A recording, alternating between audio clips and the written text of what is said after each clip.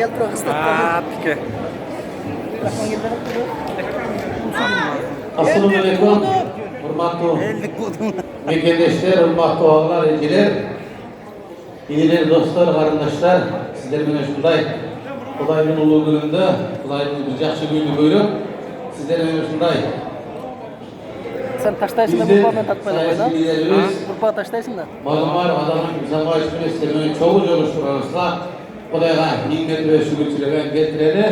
Xudoga minnet ve şükür sizler bilan görüştüğümde.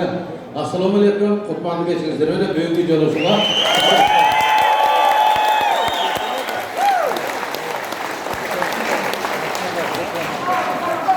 Buğa şeyin köp sözler oldu, internetten görüp жүрдük.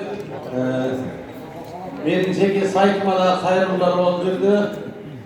Çınar qaysı taraftası, neterek aytıp koyuyorsun bu.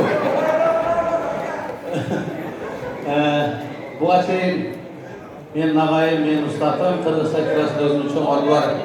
Rahman ağayımız, Allah'ın savaşıyla gelişlerinin joluşularga gelip kettiler.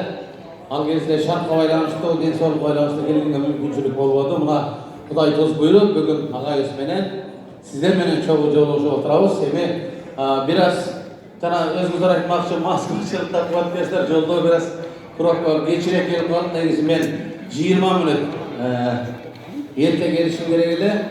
Men barır Moskvada olun bu, Kayırda olun, barır Kırgızistan yaşayıp da şunday yarım saat geç gelip bir saat çalışmay barır.